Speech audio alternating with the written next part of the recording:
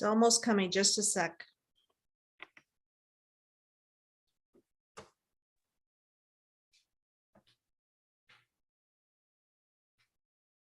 Perfect. And we are live. Go ahead, Square.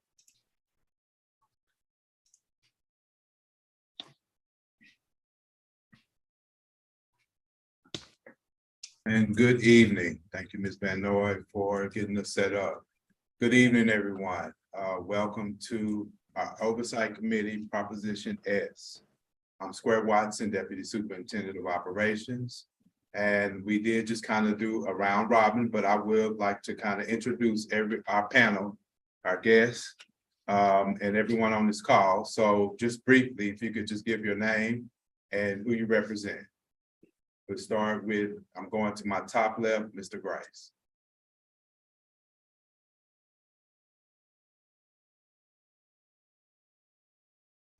Find my button there. Carl Grice, Grice Trivers Joint Venture Architects.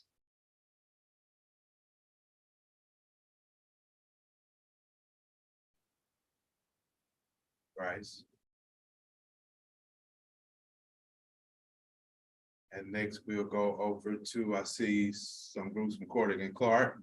Please introduce yourself, Mr. Greg, Mr. Steve. My name is Greg Goebel. I'm the principal in charge at the St. Louis office of Corrigan Clark. We're glad to be here this evening. My name is Steve Raskin. I'm a vice president with Corrigan Clark. Excited to be here as well. Hello, my name is Tiffany Dawkins, architectural designer here at Corrigan Clark. Okay, next I see the team from Navigate. Please introduce yourselves. Hi, yes, this is Corey Baxter-Mueller with Navigate Building Solutions. Will be the owner's rep, construction manager for the St. Louis Public Schools. Good evening, everyone. Greetings, one and all. Chaz Jaquis, Senior Project Manager with Navigate and point of contact for the team.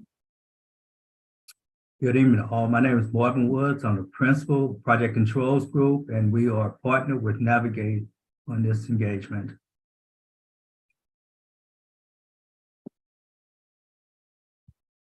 Thank you, Navigate. Mr. Brink. Hi, everybody. I'm Joe Brinkman. I'm with Trivers, and I am part of the Grice Trivers joint venture, the architects. Thank you.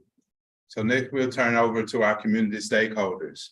So we have Alderwoman Boyd. Good evening. My name is Pam Boyd, and I am the Alderwoman for the newly 13th Ward.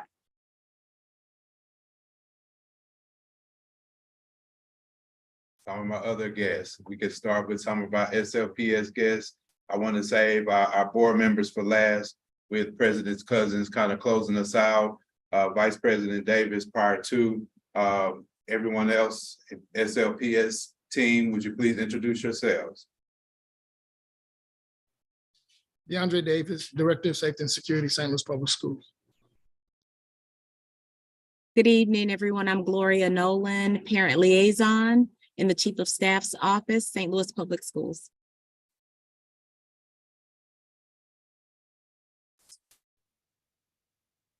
Angie Banks, I'm the Chief Financial Officer. Thank you.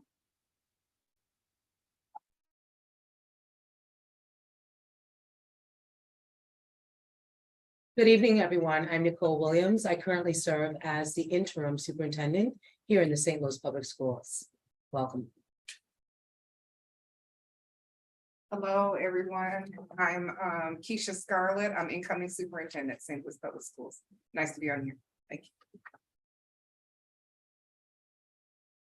Thank you all, SLPS team. I see we have a few more coming in. A few left to introduce.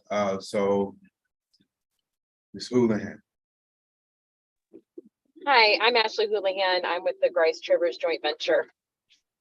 Thank you. It's Lindsay. I don't want to butcher your last name. Hey, you're good. I'm Lindsay Baruch. I'm an SLPS parent. Thank you.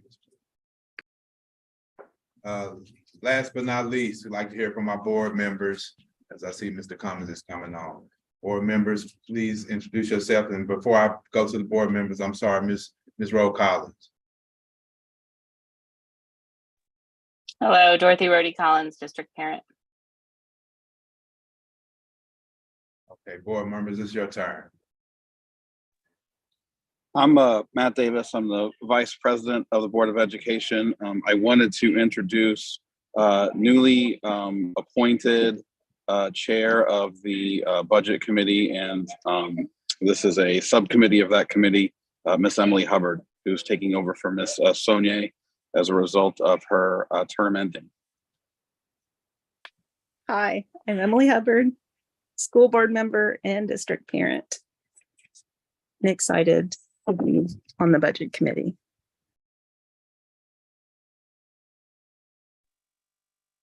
Antoinette Tony Cousins, St. Louis Public School Board President.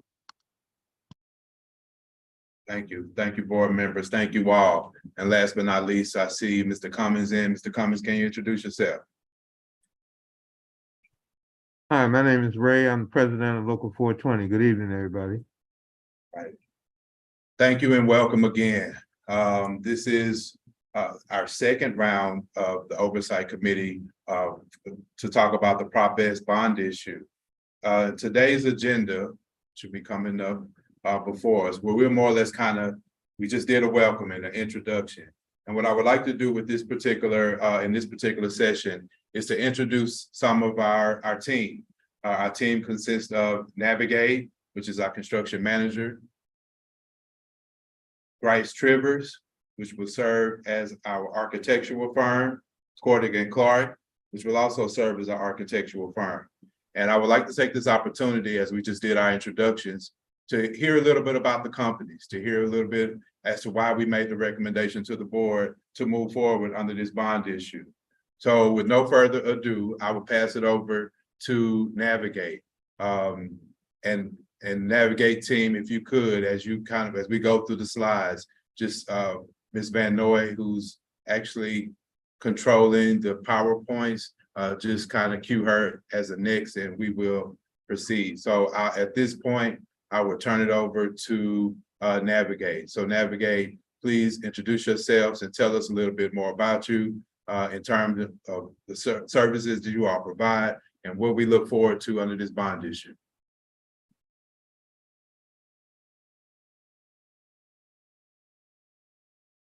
Well, thank you very much. We appreciate the introduction, Mr. Watson. We've got a presentation I think will be pulled up here in just a second. There it is. We gave this presentation again on April 26th, so sorry the date did not get updated. It should say May 4th there. But we're going to start the presentation with a little bit of overview of our agenda and some introductions, and I'll turn it over to Chaz to start moving forward. Good evening again to everyone in their respective places. What a great opportunity, and just excited to be a part of this bond issue. As Corey mentioned, thank you so much for this opportunity and allowing us to be a part of the team that's going to be city takers, right?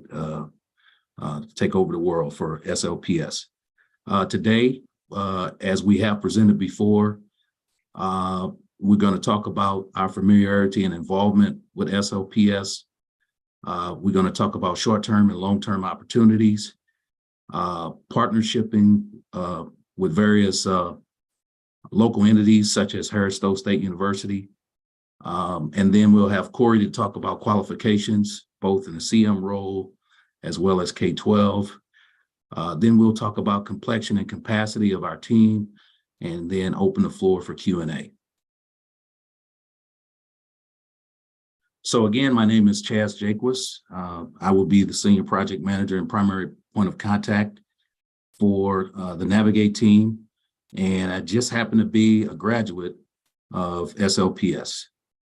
I'll allow Marvin and Corey to introduce themselves again as well.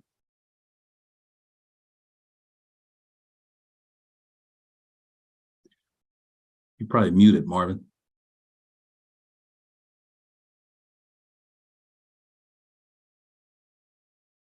Saw my lips moving, right?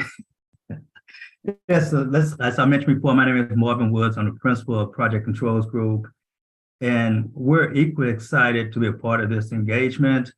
And we have partnered with Navigate, and we will be providing project management and minority and women business enterprise compliance services. Thank you, Marvin. Corey Baxter Mueller, the K-12 market leader for Navigate Building Solutions. My whole career is actually based around K-12 projects. I'll be assisting Chaz with the bidding and contract support.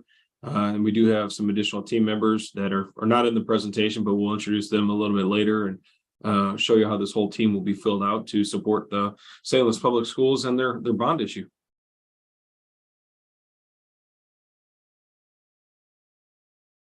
Just a little bit about Navigate. For those that may or may not be familiar, Navigate, and Corey will give more color as we get through the presentation, but a high-level overview. Navigate is a group of trusted advisors and specialists who provide project management solutions to public agencies and even some private owners. We specialize in K-12, municipal, higher ed, multifamily, and renovations, as well as ground-up developments. And our niche market is in our own backyard in the city of St. Louis, and these are just a few projects that we have touched and been blessed to touch here for the last 7 years. If I can, for myself, you all can read on the screen. I'd just like to talk a little bit about my lived experience with SLPS. There's an African proverb that says it takes a village to raise a child, and SLPS is part of my village. In 8th grade, I had a math teacher. She put 10 fraction problems on the board. You had a minute for each problem, so 10 minutes total. And out of 30 students, I was the worst in the class. And one day she pulled me to the side. She said, "Young man, you know, you're the worst in my class, but I see something in you. I'd like to work with you. If you're willing to put in the work, I'm willing to help you." And long story short, I went from worst to first. And she asked me if I knew about engineering, didn't know what it was at the time. She had 7 college students to come talk to our class. Little did I know, 3 of the 7 were actual sons who attended University of Missouri-Rolla. And she said, "Look, if you're interested, keep your grades up in high school and let's talk around your junior year." I did just that, kept my grades up. I reached back out to her. Her name is Ada Huggins, by the way. And Mrs. Huggins turned me on to a gentleman called by the name of Floyd Harris, who at the time was a minority engineering program director. Met Mr. Harris, toured the campus, and the rest is history. I graduated from Charles Sumner High School as a valedictorian and went on to receive a civil engineering degree from the University of Missouri-Rolla. And I share that because I'm passionate, not just for this bond issue, but an opportunity to invest and give back to the young people that are attending now, those scholars, as Deputy Watson refers to them. Now I'll allow Marvin to share his lived experience with SLPS as well. Thanks, Chaz. We got almost a similar type of lived experience. I too am a graduate of St. Louis Public School Systems, product of the school system. I actually went to Louverture Elementary School. In the 8th grade, I'm not sure if some of you may be old enough to remember this. You used to take an 8th grade photo. And at the end of the school year, you go around with your photos and you have all your friends and your instructors, they'll sign the back of your picture. Well, on the back of my picture, my 8th grade teacher, Mrs. Rogers, she wrote a phrase that said, "You're going to be one of the greatest of your time." And talk about a confidence boost. So I was riding that wave when I went to high school. And my sophomore year in high school, I had a guidance counselor. Her name was Miss Siegfried. She asked me that I knew about engineering. I thought she was talking about someone that drove a train. So she said, "I think you've got the aptitude to be an engineer. So take as much math and as much science as you can." So I did that. I ended up getting a minority engineering scholarship to University of Missouri at Rolla. And there I met, similar to Chaz, I met Floyd Harris. Floyd Harris, he mentored a lot of minorities that came through the university. So without the encouragement of Mrs. Rogers, the counseling of Mrs. Siegfried, and the mentoring of Mr. Floyd Harris, I don't think we'll be here. I wouldn't be here presenting to you today. So that's my lived experience. Again, I'm principal project controls group. We're a minority-owned firm. We are located exactly 2 miles south of the zoo on Hampton Avenue. This year, we're celebrating 20 years in business. We have worked on over 30 St. Louis Public Schools projects while being a sub-consultant to a general contractor. I've been an adjunct professor at Washington University, instructing graduate level courses in the Masters of Construction Management program. In 2017, I was selected to grade a fellow for the advancement of Association for the Advancement of College Engineering. I've also been an instructor in Associated General Contractors Project Management Development Program and Supervisory Training Program. And I think that's all I have to share at this time. So next slide, or do we turn it back over to you, Chaz? Back over to me. Thank you, Marvin. Thank you for sharing that lived experience. So not only are we here professionally, but we're also here personally for SLPS. And you all could have selected to go with any firm. But one of the things that we felt we needed to do was look at this bond issue in 3 phases, like construction, right? There's pre-construction, there's during construction, and then there's post-construction.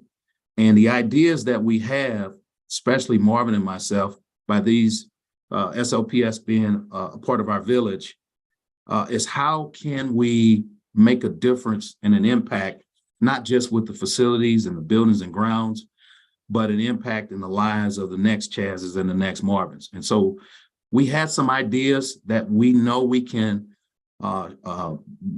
share with the district and willing to give our time and our attention to. And so this slide that you're looking at in the short term, these are opportunities that we will provide to the district, mentorships with the students, and to provide an opportunity to expose students to STEM, design and construction, also to give site visits and career fairs, and just inviting any teachers, any staff that is willing to have those field experiences. And then also Marvin and I have associations that we're a part of and colleagues here in the industry, such as NSBE, to tap into those affiliations that we can also be willing to partner with during the course of this bond issue.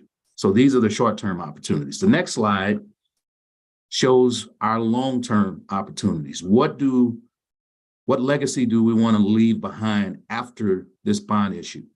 And so the idea that we came up with is to, as we're building, as we're renovating, is to have a documentary to leave with SLPS, a documentary as we're building, as we're renovating, and also to engage those students and expose them during the actual build process.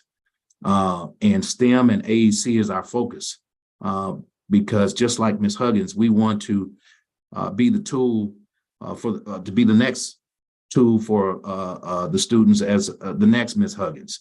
And so not only can we touch those who are currently in the district, but we can also touch those who are coming after this bond issue. The other idea we had was to turn this into an introductory course on design and construction, and partnering with Harris Stowe in their Finish Line program, which is a dual enrollment program with SLPS. So these are some of the ideas that we have in the short term and long term that we're willing to provide to the district. And and we're even willing to sit down with the current staff and the current teachers to see what mechanisms they already have in place. Next slide, please. Now we'll have Corey to talk more about the complexity of our company and the qualifications and company background. Thank you, Chaz. Navigate, 100% of Navigate's work is performed as a construction manager or an owner's rep. It's a very interchangeable term there. In 2016, Navigate was founded. We were a part of a larger GC. In 2016, there was an opportunity to kind of roll out from underneath that larger GC and have our sole focus of just this construction manager, just this owner's rep services. So the group has been working together since 1999, but under the Navigate name since 2016.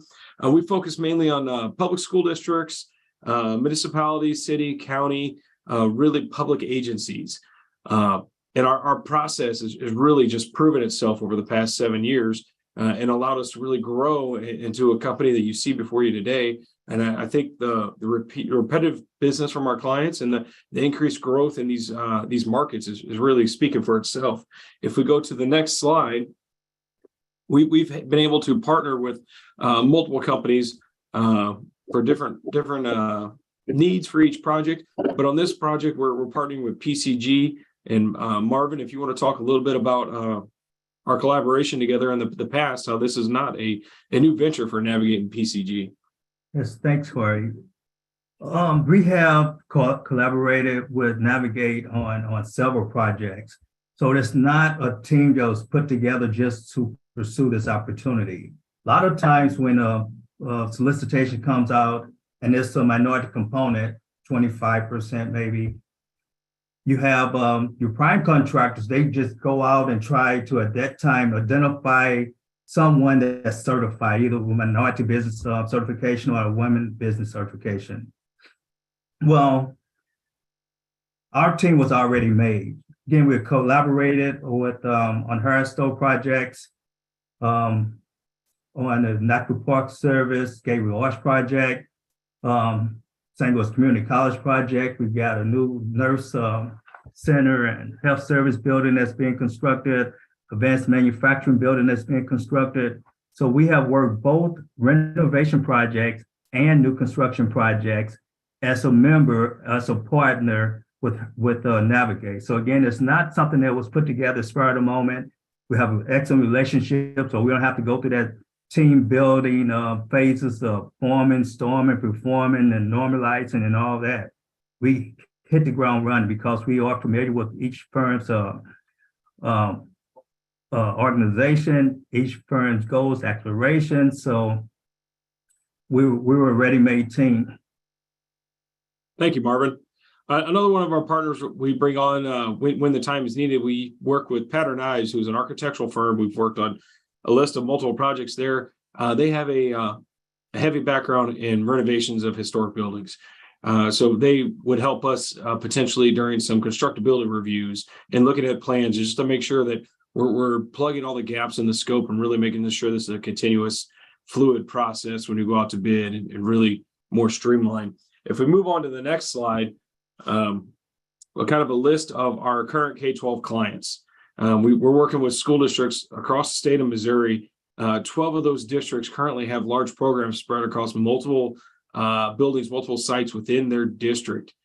These projects can range from $200,000 roofing project to $220 million we're working on down at Springfield R12 School District. I mean, so this is not an uncommon territory for us, and it's actually what I personally strive for, because the school districts seem to be the most rewarding client to work for. At the end of the job, you've always got a very excited group of students, staff, admin, and some of our other clients, you don't get that same level of excitement. So school districts really works well, makes everybody feel good about what they're doing. If we go to the next slide, through this process of project bidding and project negotiations, one of the things we like to do is that flyer on the top right there, we coined the term the Meet the GC event. And what that means on these larger projects, most people will know who the general contractors are in the region that want to bid a job. So we can reach out to a list of any GCs in the market for St. Louis Public Schools that will be willing to bid this job. The problem we see, the communication breakdown with the GCs, are the local subcontractor market, the local material market. They may have their typical stable of subcontractors they like to choose from. But if we hold this Meet the GC event, we try to send flyers out with students, ask the district if they want to reach out through their social media, put flyers up in the local supply houses that will reach these local subcontractors, and just let them know there's an event happening, and it may be in a gymnasium or a cafeteria at the school district, where we bring these GCs in, let them set up, and then we may have just a couple renderings of the project because we won't be anywhere near complete design at this point. And we bring all the subcontractors in, and it's really just a collaboration and exchange of information between those GCs and subs. Does two really good things for the district. First off, it makes sure the local guys know who's bidding this job, gets their name on the list to submit a bid, gives them an opportunity to procure the work. Second, if we have local subcontractors bidding to these GCs, more than likely you're going to get better pricing, better numbers than if the GC is relying on a subcontractor they may be using from 45 minutes away. It really kind of increases that competitive process.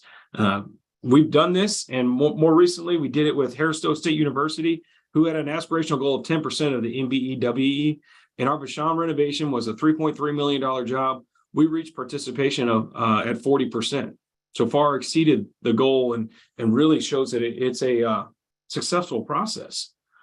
If we go to the next slide, we'll talk a little bit about our capacity of staffing, and I'll turn this over to Chaz and let them introduce the rest of our staff on the project. Thank you, Corey. So this is not just a team, but this is the A team. No man is island to himself. So although I'm leading the charge, there's some arms and legs around me, along with eyes and ears. To my right in the slide is Nick Filler. He is our project director from Navigate. On the bottom left is Taisha Smith. She will be, she's also with Navigate. She will be our estimator and scheduler on the project. In the middle is Marco Lacia. He will be an additional project manager, more assistant project manager to myself. And then last but certainly not least is Mr. Marvin Woods. As you all know, he's on this call tonight. So the makeup of our front line of defense is 80% minority, 20% female, but there's also 29 other professionals within the company that will assist us. One thing to note, in the long term, Navigate is willing to contribute and seek matching funds from other vendors. So we're willing to put our money where our mouth is to support SOPS, whether it be marketing, et cetera. So I just wanted to also point that out. That is the makeup of our team, and I think Corey will take the next slide. So really, why the Navigate PCG team? Why did we think we were a great fit for SLPS and think it's going to be a great process moving forward? We've got an extremely qualified, but also a very diverse team. We've got a proven track record of equity and inclusion in the St. Louis market, and we can continue that process. Chaz spoke highly of the short-term and long-term opportunities. I think there's something we can really grow and help plant the seeds for some long-term growth within the SLPS district. The leadership on this team between Chaz and Marvin have that history, that SLPS experience. They've walked through that and really have heart and soul in this job that is above and beyond our qualifications, above and beyond anything else you're going to get. Is they truly care, and they've got a reason to care much more than most people would. Our experience in the K-12 market is phenomenal. I believe it's unmatched in the last 5 years to just do this sole specific role. We've worked with over 20, actually, as of last week, we're at 21 school districts right now in the state of Missouri, and working with PCG. PCG's worked on 30 St. Louis Public School projects themselves, 30 different buildings within the district. The singular focus, as your construction manager, this is our sole focus. We're not an architectural team. We're not a contractor team that's doing this as a side venture. This is our sole focus, meaning you're going to have our A team have our sole focus through this process. There's no reason for us to change or shift gears in any way. Through this process, we believe you're going to see we've got the expert contractor grade estimating in-house, budget management and schedule management that will prove itself through the process as unmatched by any others. I think you'll be very pleased with it. If we go to the next slide, we really just want to open up to questions and answers. Thank you, Navigate. Thank you for giving us the why. Thank you for allowing this panel, this committee, to hear some of your lived experiences, shared experiences, and why we made the recommendation to move forward with you as Navigate as the construction management firm. Just to give an oversight of some of the things that you just kind of heard. As the construction management firm, they will provide that oversight, that additional management and managerial experience to really more or less kind of be an extension of our current operations team. So as we talk about some of the projects, which I'll talk a little bit later on in a few of the slides after we hear from our architectural firms, you'll kind of get an idea of how Navigate is intertwined in this whole process. So with that, we'll open it up if there are any questions before we move on to our architectural and engineering partners.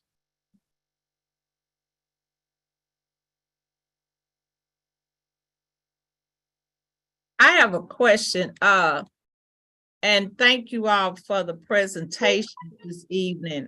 This is Alderwoman Boyd. And so you all, and I'm assuming, because you know what it means when you assume, but I'm just making sure I'm on point. You all have a plan on what schools you are targeting and the schedule for that piece, correct? So yes, ma'am. We'll be working, go ahead. Yeah, more or less, the district will drive those priorities, those projects, Navigate, as well as the architectural firms. They're just going to be in support to kind of help us come with the design, and Navigate provides the oversight, the construction management piece to ensure that those projects from start to finish are completed. So, but the onus in terms of how projects will be defined, and I'll speak to that after we hear from the two other firms, in terms of what our priorities are initially short-term, and then we'll talk long-term facilities planning. Okay, thank you so much.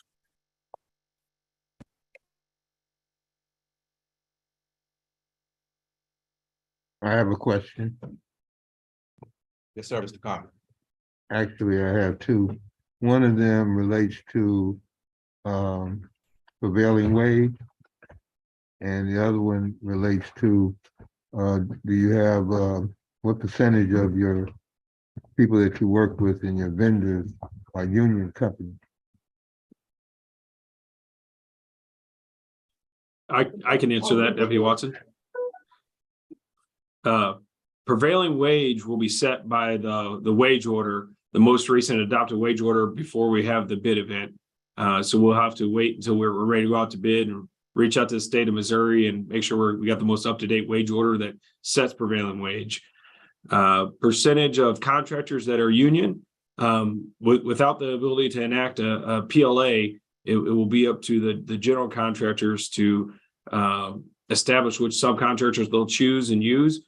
We can work with the district, though, if there are contractors they need to be pre-qualified or not, and walking through that process to make sure we've got the right contractors in place to complete the project.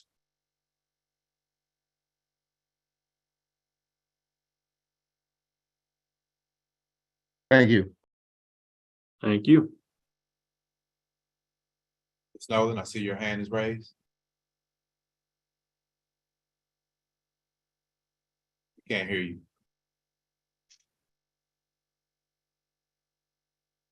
How about now? Okay, yes. Okay. I heard Mr. Chaz mention something about matching funds. I just wanted to know if he could speak a little bit more on that and how that would play out in this project. Yes, ma'am, Ms. Nolan. Great question. Navigate is willing to make a contribution And not only are we doing that, we would like to solicit our partners, those that we, colleagues in the industry, to, be willing to help us contribute to SLPS. We don't have those individuals and those entities outlined just yet. However, we do have a commitment from Harris Stowe State University. I believe it's Dr. Finley. He's aware of this bond issue. He's aware that Navigate is in the driver's seat, and he's willing to put his money where his mouth is as well. May I elaborate on that a little bit, Chaz? Yes, Corey. What we didn't get across clearly is we're not making contributions to the construction. We're making contributions to the documentary process. I don't think we spoke clearly on that, but to really that mentorship and create a documentary, to create a program for the district to recreate and carry on. That's what we're making a contribution to. Thank you for clarifying that. I was getting really excited because I thought that it was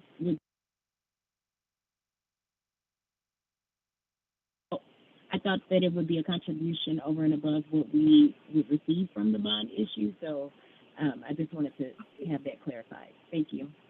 Thank you.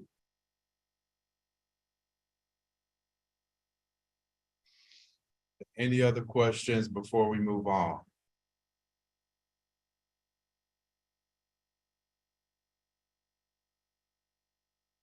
Okay. So next, I'd like to introduce our architectural engineering firms. There was a recommendation for two firms, the first being Cordigan Clark. Cordigan Clark, i.e. Idner, has worked with the district, as you see the picture of the front of Central VPA. And just from, I guess, not only the experiences that Cordigan Clark share, but in terms of what this looks like, in terms of how the architectural firm, construction management firm will work. The architects, engineering, they'll come up with the design. So as we come up with those list of projects, those firms will not only provide us with the design, but there's a cost that'll definitely go before the board. And there'll be some other conversations that we have with this committee once we have really defined our scope of work. But in essence, the architectural engineering firms will come up with the design, the concepts, in order for the constructors, the contractors to bid upon. So with that being said, I'll turn it over to the Idner team led by Mr. Steve Raskin and Mr. Greg O.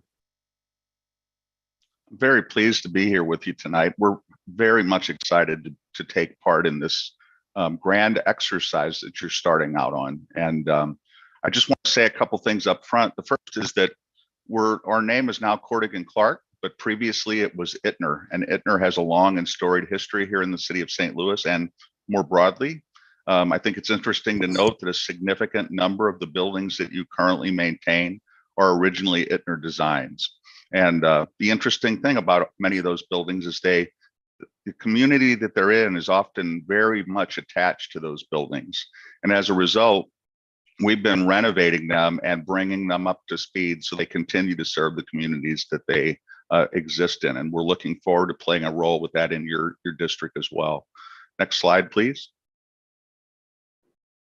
We also are very actively engaged in the communities in which we work. And we frankly have about $400 million worth of school construction in the ground right now in the city of St. Louis. And there's a long list of them. We, in the 125 years around, we have done upwards of 4,500 schools of one size or another. And they're in every form and that you can imagine them taking. And frankly, we think we can do some remarkable things with your schools. And just to remark on what Mr. Watson had said a moment ago, yes, we will provide you a design for your schools, but we don't do it in a vacuum. Good design content comes from a dialogue. We intend to have that dialogue with you and your schools and your parents, so that the vision that we give you at some point in time will not be something we created in that vacuum, but rather something that was informed by everything that your needs suggest it should be. Next slide, please.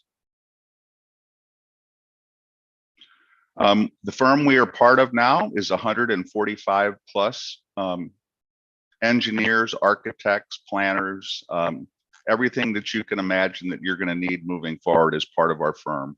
We're located in 7 offices around the Midwest, primarily here in the Chicago area. The local office is about 35 of us, and frankly, we live in downtown St. Louis, blocks from your nearest school, and we've been here for well, I've been here in this building for 15 years, and I'm very much a part of the community here. Next slide, please. So one of the things that's important about this design process, it really does take a comprehensive team. And as part of the Corrigan Clark Gittner team, we brought a number of talented and experienced professionals to join us. Our team includes custom engineering to provide mechanical, electrical, plumbing, fire protection engineering. They are an MBE firm. We also bring David Mason, who is a civil and structural engineering firm, who's also an MBE firm. We also provide the Faith Group. They'll be providing information technology, audiovisual, also physical security and technology security, which will be important moving forward. In addition, we bring DTLS as Landscape Architects, which is a WBE firm. And many of these firms are actually working with us currently. We have the privilege of working with the district right now at Frable Elementary, and many of these partners are currently working with us on that project as well. Next slide, please. So when we talk about... I'm sorry, go ahead, Steve. I was going to say, when we talk about a diverse team, it's really not just about the companies, it's really much more about the people. So the folks that you see on the call today, myself, Greg, and Ms. Tiffany as well, we're really just the folks who are joining you this evening. It really is going to be an entire team effort. Everything from the leadership of Corrigan Clark, who you see here today, also the design team members, the architects, the talented interior designers, the programmers, the planners, our consultants, whether they be engineering disciplines, mechanical, electrical, plumbing, and fire protection. What you see on this list is really representative of just about 35 or 40 of the names that are basically the folks that you'll be seeing most of the time. But on projects of this size and of this scope and magnitude, you'd probably be looking at 60 to 70 really highly qualified and talented professionals working really day and night to be supporting the school district on your projects moving forward. Next slide, I'd like please. to speak briefly to the day and night thing that he just said, because it's literally true in this case. We have an architectural office in Madrid, Spain, where there are 20 plus architects there. And obviously they're on the other side of the planet. So guess what? We can mostly work 24 hours a day. We pass red line materials off to the people in Spain, and they advance things overnight. So the next morning we come in having covered more ground overnight. Next slide, please. I think this is an interesting picture for you to consider here. These are some of your schools in the downtown area, and you can see how extensive they are. I don't have an exact number of the ones that are the actual Ittner buildings, but I've been led to believe it's a significant number and likely about a third. We're in the process right now of driving around and taking a look at the buildings to get a sense of what the state of repair is on some of them. I think Corrigan Clark, we do, that blue star in the middle of that image is where our office is. Our main office is at 10th and Washington Avenue. As an organization, we have 95% of the work we do is for repeat clients. That number in terms of employees is off. It's actually 145. We've been on a hiring binge lately. And again, we have 7 office locations. Next slide, please. So one of the things that's going to be very important, not just in terms of the actual experience of the projects, in terms of how we can provide quality learning environments for the students and the communities in which they live, but it's also going to be the financial success. And working with great partners like Navigate, who we work with on a number of projects, it's really going to be the financial success. And one of the things that we're particularly proud of is throughout our history, especially larger bond programs, working with districts very much like yourself, additions, renovations, really difficult, challenging projects, working on older buildings that have lots of unique challenges and opportunities. We're really very proud that many of our projects really stay within about a 1% variance from the initial project budget to the final change order amount. And that really is a testament to the experienced professionals who are working on the project. That's working with experienced construction managers and owners representatives like you have on this particular team. At the end of the day, we want to look for a project that's going to provide not only the educational opportunities for the students, the communities in which they live, but also financially being good stewards of the city of St. Louis parents and monies, making sure that we provide quality projects on time and on budget. Next slide, please. I think this is an interesting slide here, and it illustrates something that I think is really critical. I've already touched on it a little bit, and it's that we don't design in a vacuum. We have to know what's important to you and to your students and their parents.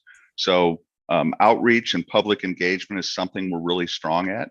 I think you see some of the tools we use here to sort of get people's feedback.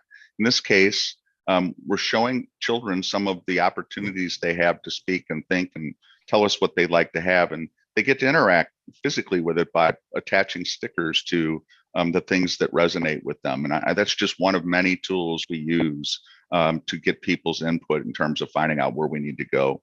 Next slide, please.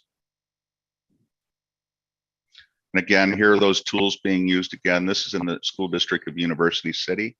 We're well along on their campaign. I think they're in a holding pattern right now, but their bond is expected to be $80 million, and we have been selected to be their architect as well. Next slide, please. We also, I'm glad that Corey and Navigate has mentioned the whole giving back thing, because we find that's a critical piece of how this works. So career fairs, mentoring, job shadowing, project visits, scholarships. The scholarships we think is a really big deal. We have a number of different ways that we provide scholarships to students within the school, and not insignificant ones. And frankly, we get the district involved in how it's structured so that it works well within your community and within your schools. And frankly, we don't end there. We have at any given time, usually 4 people in the office that are here as interns. They get to travel to the field. They get to see how architecture is designed and constructed. And frankly, we don't bring them in just as summer visitors. We bring them in with the intent of later hiring them when they complete their education, so they become part of our office moving forward. It's one thing to hand out a few bucks over the course of the summer. It's entirely different to encourage somebody in a way like others have mentioned today, so that they give back by coming back later and providing more resources to get the job done. Next slide, please. So when we think of community, it doesn't just stop at the scale of a neighborhood, but we think of community as in the school, its students, its parents, and then what is really happening outside of it. So sort of getting to know this project and starting to think about St. Louis Public Schools, we did some preliminary research on Walbridge STEM Academy in North City. This image here just shows some of the neighborhoods that maybe that have high rates of food deserts, maybe some low income neighborhoods, and just taking the idea that this school is located in a neighborhood that does need some help. But what they really do is look at their students, look at some of their needs, and then look to other resources by pulling together different community resources, creating this web and this network in the neighborhood and bringing those assets to their schools. They've used it in a way of connecting with BGAC, getting some health initiatives, public libraries, sort of food pantries, different education and other organizations to really help their students. They have like mobile services that come to these sites just so that their students don't have to worry about sort of going outside of their neighborhoods to get certain needs, but actually bringing those things to the school and also using their school as a resource. They also have a small food pantry embedded in their school. So just this idea of what community really means and what it means inside of a school and outside of it. One thing that we've been very interested in, and just using this as a precedent of how do we now look at all these St. Louis Public School buildings, these existing communities, and how can we sort of envision and design for some of these community resources to actually take space within these schools and serve these students directly. Next slide, please. I'd like to speak just for a second. We were lucky enough to encounter Tiffany at the neighborhood level, already looking at your neighborhood and schools. And we were fortunate enough to get along well with her and manage to bring her on board. She's going to be an important part of how we move this whole exercise forward. Thank you, Tiffany. Next slide, please. So let me speak about possibilities for a second, because therein lies the rub. I think whether it be a house or a school, if you live in an old building with all the challenges that they sometimes represent, you sometimes don't realize or can't understand how things might be improved. to offset some of the problems you might be encountering because it's an older and frankly, in some cases, run down building. And I'm here to tell you that you can do remarkable things with an older building if you know the right way to think about it and engage the community in the right way. So what I'm going to do is I'm going to illustrate what I've just said by showing you something we've done fairly recently and let you judge for yourself. Next slide, please. So what you see here is not too far away. It is the East St. Louis High School. This was done about 10 years ago, and the condition you see it in there is sort of the state of repair that it had at the time. And it had been built in the 50s, and the limitations that were implied in that are clear. No central air conditioning system, and so the window units are how they were managing it. But like any building, if it doesn't get the love and care it needs, it gets run down, and you can see how this one looked. Next slide, please. That's that same building about 3 years after that. And what we did is reclad it in many cases and took some of the existing facade out and used new and a little bit more modern materials in it. And so, and then we added significant portions of program to it. A career and technical academy, which is the building on the left-hand side of that image. This is the public entry to the front of the building on the opposite end of where the curved canopy in there is going to be where the bus drop off is. And we're going to show you a couple more images of that. Next slide, please. This was a courtyard within the building, and as anybody involved with schools that have courtyards know, they're often hard to maintain. You can't get lawnmowers into this sometimes, and the lawn waste and the debris from the trees and things just becomes a nightmare to keep up on. And this one is clearly indicates that's the case. You can also see even the windows were original windows in here, so they were not energy efficient and had all the limitations implied by that.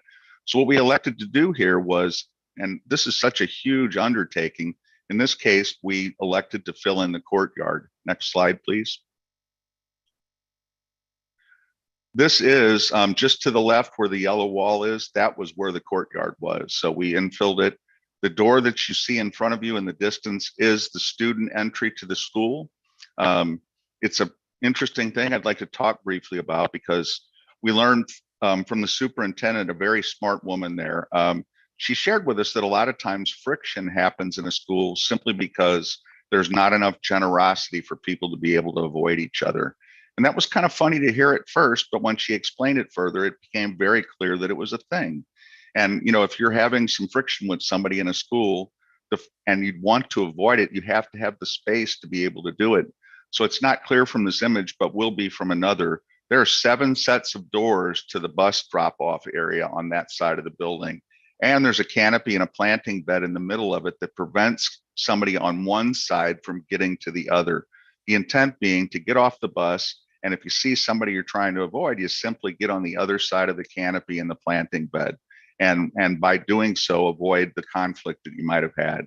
And a lot of the other lessons she taught us were helpful in a similar way. And I'd like to think we learned much from it.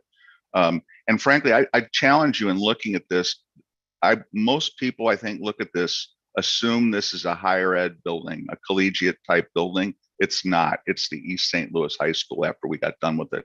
Next image, please. This is another view looking back the other way. Their culture in East St. Louis is very much dependent and hinges often on the sports culture that they have over there. So what we did, not only that, but pop culture as well. It's the home to a whole lot of pretty important people in both sports and entertainment. And so what we did is we built some of those elements as ideas into the spaces within the building to reflect on that important history that they have. Next slide, please.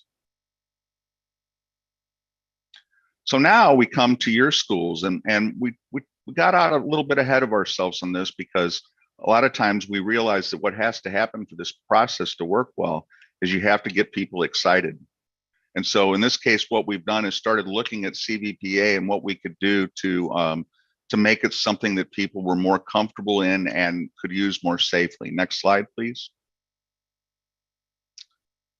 We started looking at things that we could do to make some of those things happen. So frankly, that image you see right there, we have 2 separate entries to the school reflecting the fact that there are 2 groups of students in there. We know the courtyard needs some work. And then strangely enough, the student area in the front there that says Student Commons is actually the original entry to the school, which doesn't get used that way anymore. So what we did is reimagine it, and we're going to show you, these are preliminary ideas. They were done in a vacuum, which I've already said we don't want to do, but we did want to encourage people to see what some of the things we could do were. Next slide, please. So we have the CVPA entry on one at number one, the CSMB entry on the other, courtyard improvements and student commons. Next slide, please. So here is the current entry on that side of the building. And you can see it's pretty underwhelming. And frankly, it's a chain link fence. And that's not what we expect to find at a modern school at this point. We know that security doesn't work that way. What we preliminarily envisioned is a new connective piece there that manages the different grade changes, but also creates a secure vestibule and gives a clear and understandable entry into the building. Next slide, please. And so that's what we've gotten there. And so what we've done is created a little bit more safer zone along the edge of the building there for the buses to stop and discharge. There's a clear and understandable entry into the building.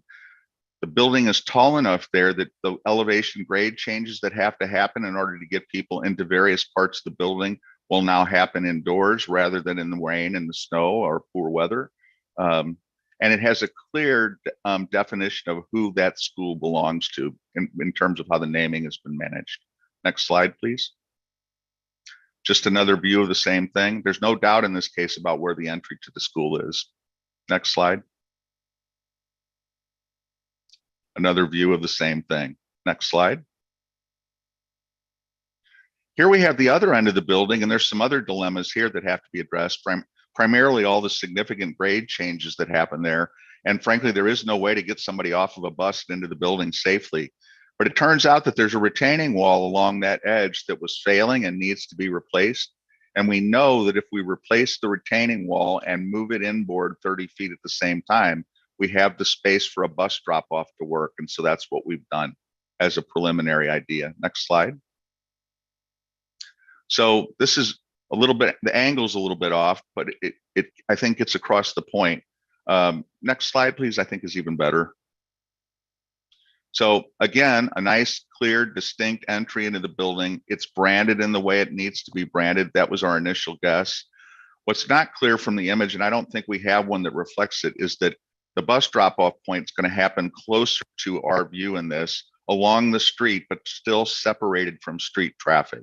So there's a way to drop kids off safely without having to worry about them being stuck in a traffic accident. Next slide, please. And I think that's just another indicator. And frankly, both of these have to have an administrative component related to them. It's just not a secure entry. The only way that it gets secure is if you have administrative staff near the doors. And so we're building an addition in that zone as well that will put the staff and the personnel and your SRO officers in the places they need to be and make, again, a clear and distinct entry into the school that is branded appropriately. Next slide, please.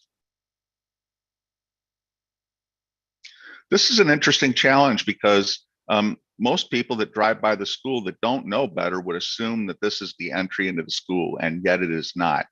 And so I think now you have to start thinking creatively about how you manage an exercise like that. So what we've done is said, okay, it's not an entry. What can it be? Next slide. So what we did is that's a plan of the area. And what you see is in the foreground is a gymnasium that's currently there. The student commons that's reflected there is actually the entry condition, which isn't any longer being used that way. And then there's a gymnasium and a dance studio that's in there. We think you get aggressive with spots like that and turn it into something that's even more. Next slide, please. So what we've done is we said, okay, we're not coming and going by that door anymore, and we don't want others to do it. We think you make the gymnasium a nicer thing. You open the wall between the two dance studios and the gym and make it an interesting dance studio, larger scale. You open some big openings into it so people within that zone can see what's going on in the room. You replace the old bathrooms and you make the area in between all that a student breakout space. So it's an asset and a resource for kids within the program to see all the interesting activity that's going on. Additionally, we think you secure the student terrace there with a fence and a planting box and a security gate, and you take out all the steps that are an invitation for people to come up to that thing from the bus stop adjacent to it. Next slide, please. And this is some version of that. I think in this case, probably even the stair that's to the left would go away. We can enter it at grade from the right side there with a secure gate. You now have a resource there that the kids can use. We've infilled the vestibule there with additional space because we don't need all those doors anymore. There'd be one door that exits to the right there where the grade would accommodate that. And you'd have a safe, secure area outside that was a little bit more protected than the current thing. Next slide. Another idea of how all this stuff looks together.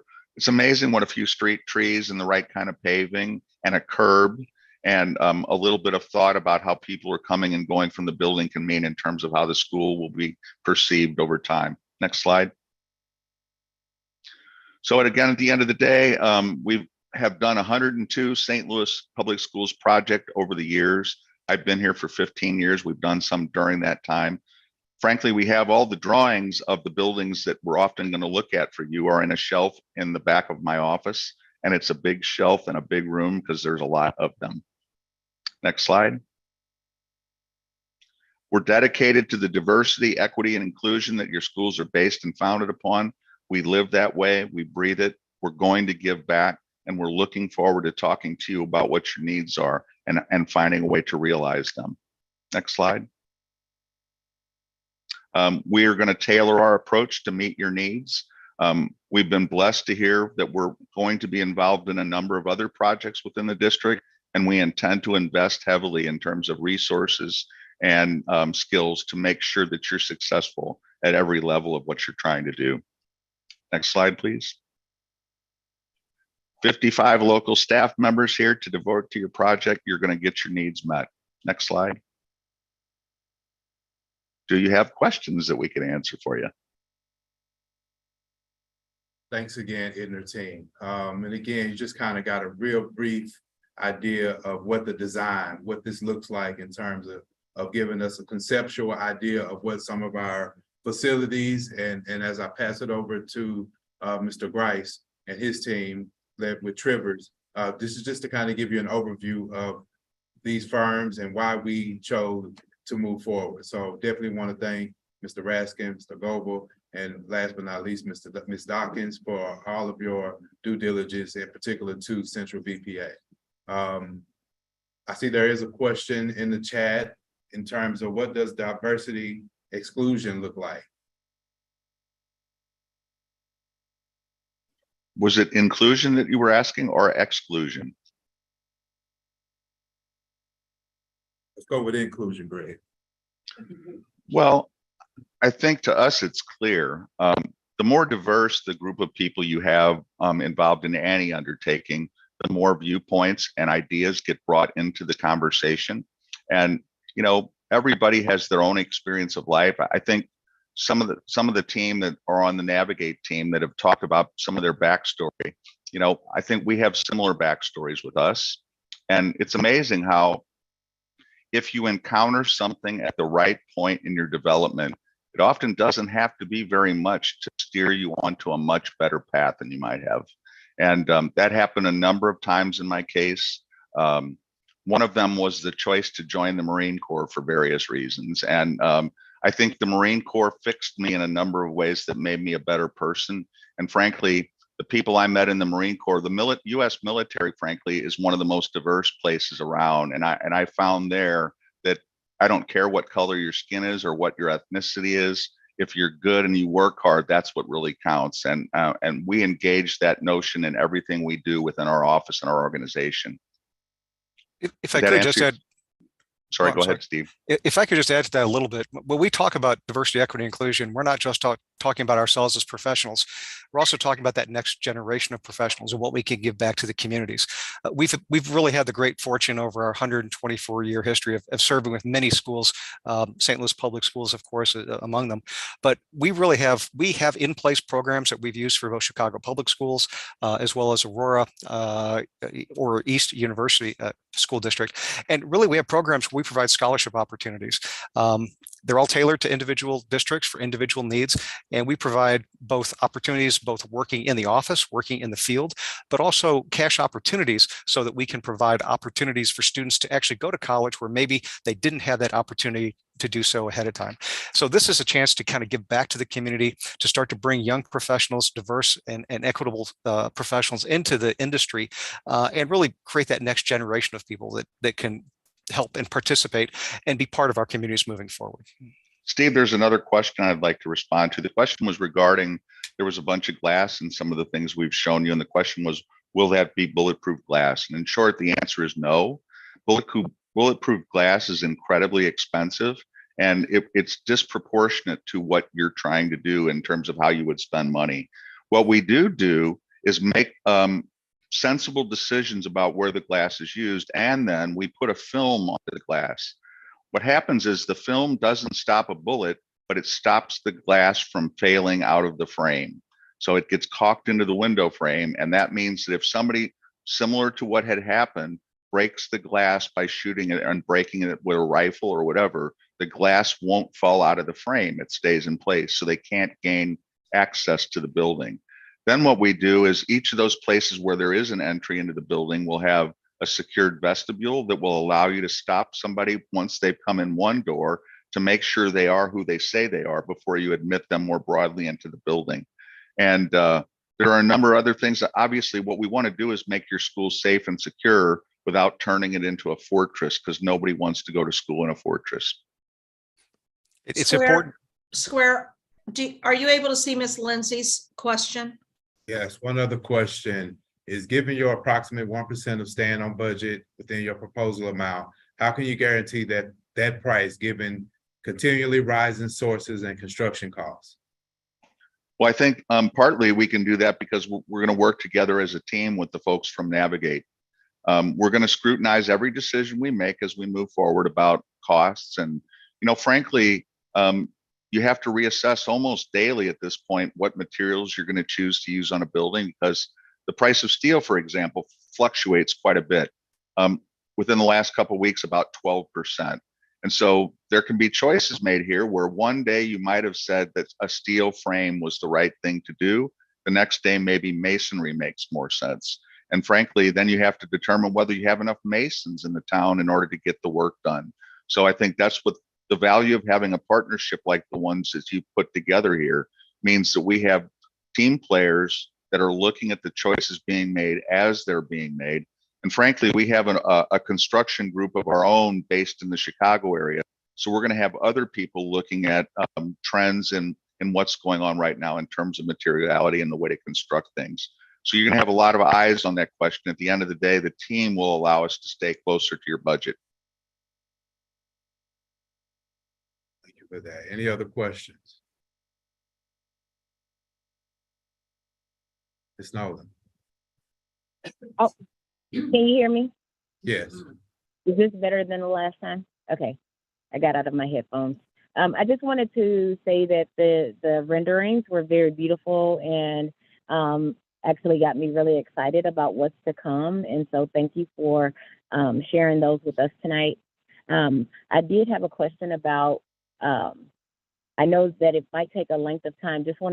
I was curious to know how you were able to get through the process with the school that you did in, did you say East St. Louis? Were the students displaced? And approximately how long did the project take?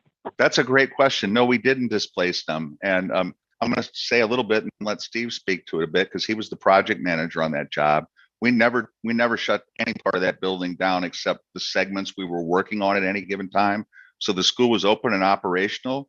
We had to at times get creative to move people from one part of the building to another, but there were no students injured in any way while that was going on. It was safe and secure. And we completely transformed the school from one end to the other, including the athletic fields. And if you've seen those, there is a significant kit of parts over there in terms of both the school and the athletic fields. So Steve, why don't you share some of that, please? So as you mentioned, Greg, that was a comprehensive program. It was the entire high school project, whether it be the athletic fields on the east side, or it was the academic buildings or the courtyards. It actually included the construction of a brand new career technology education building as well. So the entire process was done in about 3 years. And it's important to note that because there's certain things that you can do during the summers when kids aren't there. There's certain things that you can do during winter times. There's certain things that you can do during breaks. But when you have students in the building, in this particular case, we were doing a complete environmental asbestos remediation. So we were literally peeling envelopes, windows, brick off of the face of a building. We're completely getting rid of all the asbestos and lead paint. We literally had some floors of the building that were nothing but structural steel and concrete floors and metal deck. What we did do is working very closely with the school district and very closely with the building principals specifically, coming up with plans that identified areas that students could be in at various locations, minimizing the number of moves for those students during the process. I won't kid you that the kids didn't move over a period of time, but we worked very hard to minimize those kinds of moves. As Greg mentioned, it was done very safely. It was done very economically. Actually, for a good portion of that project, we were under state of Illinois oversight. So if you can imagine that level of extra scrutiny that was involved with every single decision that was made financially for the district. At the end of the day, it was a wonderful project. It was great for the students, and it was done in a very safe and efficient way that provided great value to both the school district as well as the East St. Louis community. Ms. Nolan, I'd like to say thank you for sharing that you were pleased with what you had seen, but what we do for you as part of a dialogue will be much better. I guess just since you brought that up, my next question for you is, how realistic is it to kind of pivot on the plans that you lay out after taking in community feedback? I think if I understand the question, it's how can we respond to community feedback in terms of how we then redevelop the plan? Did I understand that correctly? You know, good construction people can do anything. The only thing that limits anything is how many dollars you have to spend on it. We've worked in so many older schools, like many of the ones you haven't. Matter of fact, we're working for Maplewood Richmond Heights right now. Their building is an 80-year-old Hittner building. And so we've gone on into that building and in some cases very surgically and in other cases more aggressively have completely remade that thing as well. It's not done yet. But, you know, if at some point in the near future, some of you would like to go see how some of that stuff might fit together, we could clearly take you over there and show you some of the things we're doing there.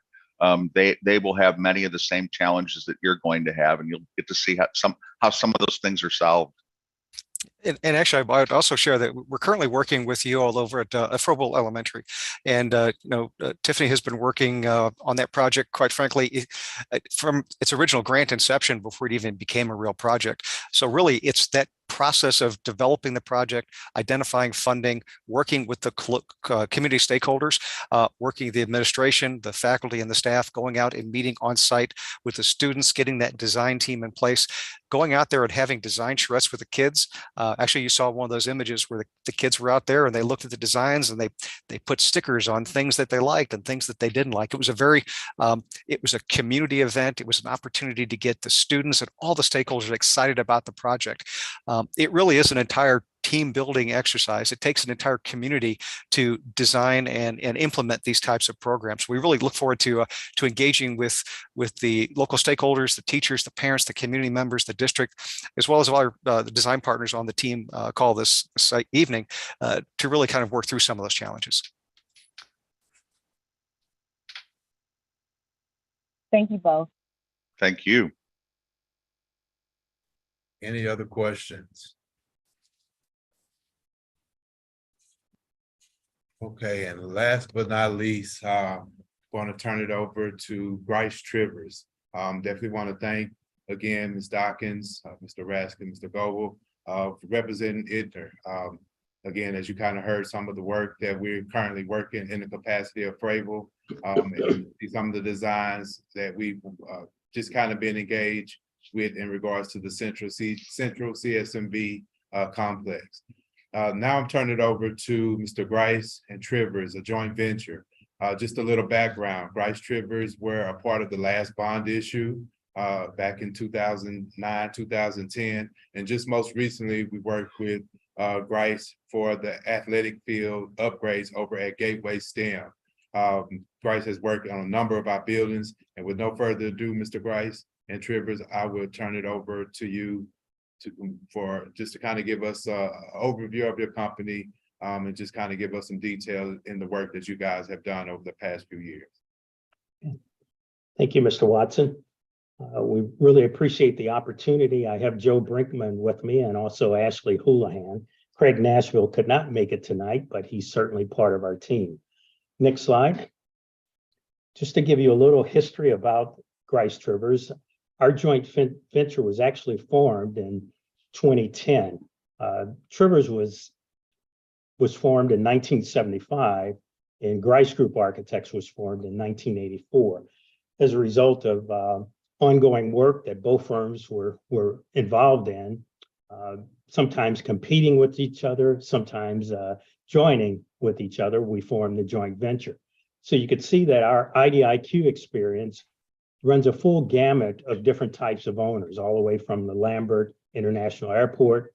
As Mr. Watson indicated, we work with the St. Louis Public School District, the 2011 to 13 Jennings School District, St. Louis Community College. We're currently under contract with St. Louis Housing Authority as a joint venture, as well as the East St. Louis Housing Authority. We've also been involved with St. Louis Community College and the U.S. General Services Administration. Next slide. Our team is composed of local St. Louis firms. You can see that Grice Trivers, MBE firm, Grice 51%, Trivers 49%. We have mechanical, custom, and web, both MBE, WBE firms. Structural engineering, ABNA, civil design, and Summit Engineering. And we also have on board landscaping, DTLS, and Arbolobe Studios. In terms of cost control, we brought on the Russell Group, which is a highly recognized firm in terms of cost implications. Next slide. Through our joint venture, I would be the principal in charge. We also have Craig Nashville as a project manager, Ashley Houlihan and Emily Flores from Trivers. So we're balancing the project. And on our engineering side, we have multiple firms serving each purpose, depending on the scope, depending on the time frame. We'd be able to work with the school district on pulling that off. Next slide. I think Grice Trivers has worked on approximately 87 or so schools in the St. Louis Public School District. You can see that list here. Next slide. And through that 87, we've also worked with 7 other school districts throughout the area, working on 37 plus schools. Next slide. This is a slide that I like to kind of emphasize our philosophy on how things work between our two firms. With our philosophy on participatory methodology, we always try to engage the client in the process. So you could see from this that there's one indication of what the teachers requested, what the principal ordered, how the central office designed it, how the Board of Education approved it with all the details, how the maintenance crew installed it, and the final one of what the students actually wanted. So we look at it and really try to understand what we're trying to accomplish in the design process. Next. Through our work with St. Louis Public Schools over the years, we've been involved in envelope repairs, window door replacement, roof repairs, masonry, and waterproofing. A lot of that's not glamorous, but we know it's very much critical to maintaining the schools. Next. Part of that process is working on the cafeterias and auditoriums, really improving the space for the quality of life that we like to indicate for the students. And that goes all the way from the ability to make those spaces flexible to how the building systems and acoustics work. Next.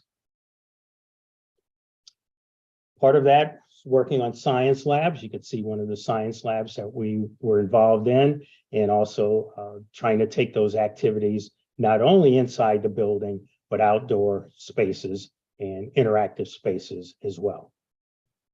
Next. Classroom design is very important to Grice Trivers, the flexibility, the functionality, and natural light. I know with their buildings, there's a lot of natural light flowing in, so that's very critical, and we want to try to maintain that, as I mentioned, for the quality of life for the students, teachers, and administrators. Next slide. Accessibility. That's one of the items that, unfortunately, a lot of the buildings have had to go through with the elevated platform of the buildings not having elevators.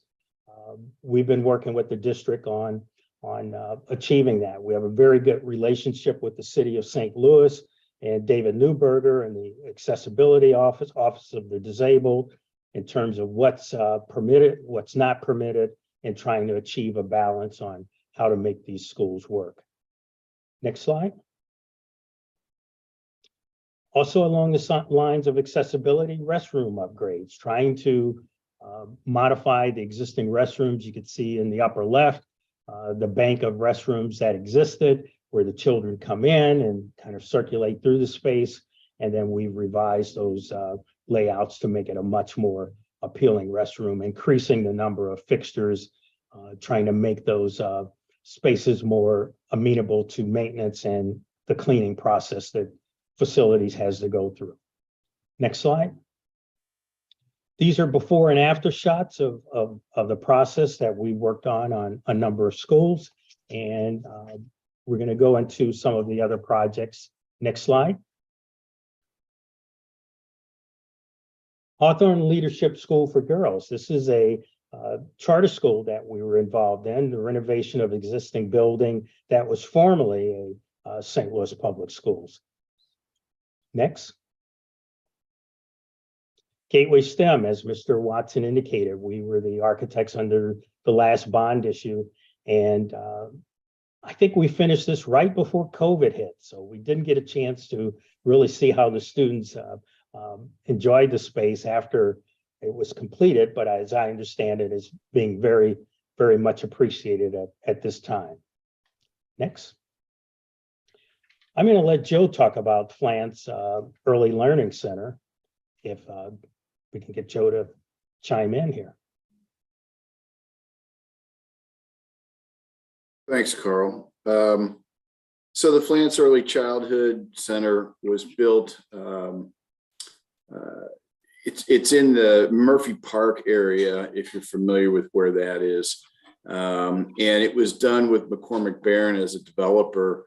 And, you know, it continues to run to this day. The entire mission of this was to provide an environment for some of the youngest children in our community and to give them, you know, that foundation that others have spoken about already tonight. You can go forward. You can see, oh, I'm sorry. I thought there was one more for that. But you could see in those slides that there is, you know, everything was scaled down to the smallest of the folks. You know, these are all pre-K kids who are coming here. And you can even see in that image on the bottom, there are windows into the rooms at the height of those students so that they can see into those spaces and be able to, you know, use this space like us adults use everything else. Okay, next slide. And I wanted to highlight some of our other work that we were involved in with the Jennings School District. Many of the schools required science classrooms, upgrades to ADA, elevators, some of the same type of items that St. Louis Public Schools is trying to accomplish with their existing buildings. Next. And finally, one of the items that one of our consultants is working on currently is the Fravel Green Schoolyards. We know it's very important to kind of get rid of the quote asphalt playgrounds, asphalt jungles, as I call it, at many of the schools, and try to make those spaces much more pleasant for the students. I can't emphasize enough that both of our firms are really focused on quality of life for the students and the administrators and teachers. Next. So Grice Trivers has a kind of a motto here of listening, organizing, and moving on into design. So we'll open this up for any questions that anyone might have for us at this point. Thank you again for just giving us a real overview of the Grice Trivers joint venture. I would also, and I would be remiss if I didn't even mention that Mr. Grice is also a Sumner alumni who is in the Hall of Fame at Sumner High School. So I definitely want to shout out Mr. Grice on that. But I'll open up this time for any questions.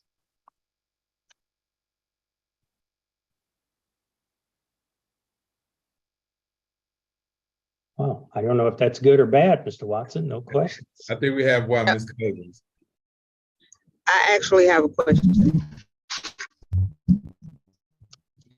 I'm looking at the architectural designs that you have. What are you guys doing? And I see you were showing some of the planning. How are we looking at native planning in regards to the enhancements of our schools? I saw it. What are we doing overall in trying to bring more native planning and ensuring that we're looking at the environmental aspects of our schools with the designs that you're providing?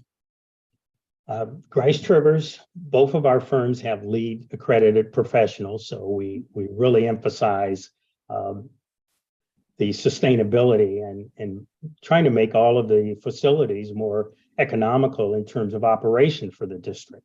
So that's one of the items that we certainly look at. I don't think the district is actually trying to get LEED certification on any of these, but we go through the process to make sure that all of those formats and concepts are put in place.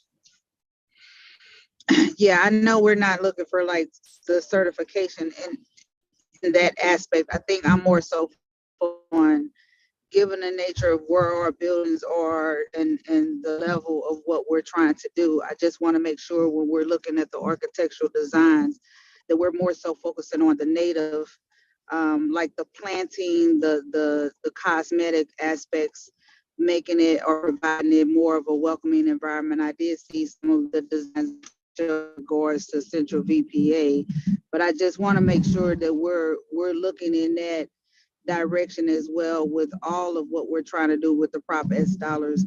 I know most of the impact we're looking for our dollars with those funds is the roof and bathroom and this and that. I want to make sure we're trying to bring it and giving it much more of a welcoming atmosphere. And I know the native planning kind of helps when it comes to the rain. We all know living in the city of St. Louis, you know, we have a lot of flooding or water issues. So I'm just trying to make sure that we're coming up with better ways to utilize the resources of those dollars, as well as some level of retention or something in that magnitude when we're looking at our planning and the cosmetic aspects of the properties that we're. Right. I know that Mr. Watson has been identifying the scope at the various schools. So he probably has a list of those schools that have issues like that. Frable was one of them, and that's why there's a focus on Frable at this point. But we have the landscape architects on board and the civil engineers on board that understand MSD's process on rain gardens and sustainability, water filtering. And we certainly want to bring that involved through the IDIQ and task order process for each one of the schools. Thank you. I'd like to just add, if I could, that sustainable design is something that most good architects are focused on at this point. And, you know, the question about whether it's LEED or not primarily often hinges on the fact that the administrative cost for managing the LEED process is a significant one. And so if you can get sort of the intent of the LEED process without paying for the administrative fees, then that puts more money back into your building. And I think, Steve, you could probably talk for a minute about how that landscaping is going on in Frable, because we're actually managing that project. Actually, I'm going to let Ms. Dawkins talk about that. She was intimately familiar with that project from its inception. So for the Frable Green Schoolyards project, I started on as a fellow when I was at WashU. I worked with Dutchtown Dutchtown South Community Corporation, which is a nonprofit in South City, which is primarily in the neighborhood of where Frable is. Some of the key partners was the Nature Conservancy, of course, MSD, Missouri Department of Conservation, and a number of sort of local individuals in the neighborhood that really partner with different florists and people who generally just love doing yard work and gardening and who had some type of ties to Frable. They were all a part of that process on the front end of discussing, with students, sort of just having this conversation with students and parents and teachers about, what things need to be shown and implemented within projects like this. And I think as far as Cordy and Clark working with DTLS, as also, as Mr. Grice mentioned, that they are a wonderful firm with very, very skilled in what they do. And even having some of those conversations while we've been managing, we sort of meet every month with DTLS. They still meet with Missouri Department of Conservation, sort of all the people who have had their hands in making sure that the actual process goes smoothly and that no one forgets the point of what this project is about. And that's really creating a new environment for students where nature becomes the new, or it should be the more transformed play, space of play instead of sort of asphalt. So if I don't know if we have it up, but that design in itself, they've had lots of conversation with David Masons and really understanding the site in itself, where the proper spaces to have drainage, what needs to be, dug up and what needs to be porous, non-porous, what type of plantings. They have had some meetings where they've specifically picked out different native plantings for the site, also by having proper communication with the school district and the principal of the school to make sure, that their maintenance team is informed about what sort of options will come. Are they able to maintain what is being placed at these schools? So I think it's like both ideas of making sure that native plantings and proper plantings are coming in, but also having the school district and maintenance team there to know how to actually maintain these properties. So that way it's not just a one project and it's never taken care of, but this idea of being ecologically and environmentally friendly, it is something that continues on, just like our brick and sort of building envelopes have existed. And then also with Missouri Department of Conservation, they've also been working with MSD in the city of looking with employment connections and this idea of green jobs. So this pilot program, not just existing in a silo, but also how do we now get other schools in the district to implement these things in their schoolyards, and then also provide opportunities for people in the city and employment opportunities for them to now learn green jobs and continue these same practices and understanding things in other places. So I think you have a very good question, and I'm definitely on the side. I have an urban design background, and we've done a lot of studying with about ecology and how we look at cities and how we have so much hardscape. And we know that honestly, within a budget, trees, grass, all these cosmetic things are last on the list and sometimes first to get cut. But I think with this project, it's very important for the district to really start that. And they've sort of compiled a really good team who's very interested and dedicated to making sure that these projects happen as they will. And not only should lead in these ideas about nature be embedded within the building, but also what's happening around it. So these buildings are inviting. Thank you. Ms. Nolan. Just kind of piggybacking on just the last bit of conversation that Ms. Dawkins was sharing with us about the landscaping and that piece being the first to get cut. Are there opportunities to potentially partner for grants and things of that nature to get a little bit, like make the resources stretch a little bit further so that we could, make the most of the project? If I could maybe help answer that question a little bit, as Ms. Dawkins mentioned, the Frable project was really an MSD grant funded project. So this was really an opportunity to reduce the overall, basically we're trying to reduce the amount of water that's going into the city of St. Louis's storm drainage systems. One way to reduce the overall cost for MSD in treating that storm water was by reducing the amount before it actually gets into the system. So the Green Space Initiative is really an opportunity to take hardscape, excessive hardscape that not only creates this heat island effect and these asphalt deserts within our communities, but also turn them into not only functioning living gardens within our living spaces, but also by reducing the amount of waterfall that's actually getting into our system. Now, MSD provides a grant program. It's been in place for a number of years, and there are future opportunities that the school district has been looking at Frable as a pilot program, and there may be opportunities down the road. I can never speak for certainty that saying that a grant program that was available yesterday today is going to be available tomorrow, but those are the kinds of opportunities that we can go out and reach toward to find monies to provide site development infrastructure improvements to help supplement some of the funding opportunities for projects that are currently underway. Yeah, I just want to add to that. Let me add to that just for clarification. Yes, MSD was a grant project, but it became challenging, to be honest, for the district because the district actually had to put money in that the board did not expect to put in. And I get that you guys are utilizing the Frable project as an example, but one of the things I want to make sure and hope that everyone is looking at is how do we learn from the Frable project? There probably was good things from that Frable project, but from the cost realm of things, there was a lot of concerns, especially that the board had in the way that whole grant had gone. MSD did provide dollars, but if I'm not mistaken, we had as a board to vote on providing additional dollars that we had not planned on providing for that particular project. So I like how you guys are utilizing the Frable project, but I just want to make sure we all keep in mind, how do we move forward and learn, how do we do things differently than what MSD was providing in regards to that grant. And that's kind of new territory for MSD as well, when they're trying to provide these different grants to deal with the rain or the overflow of water challenges that we are dealing with within the city of St. Louis.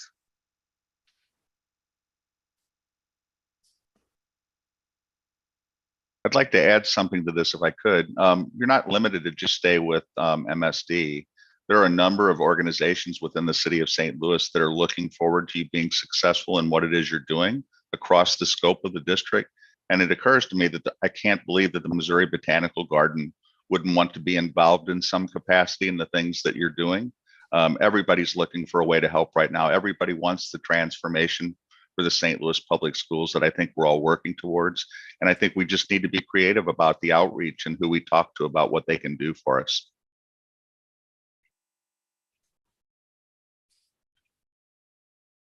Thank you for that feedback. Any other questions?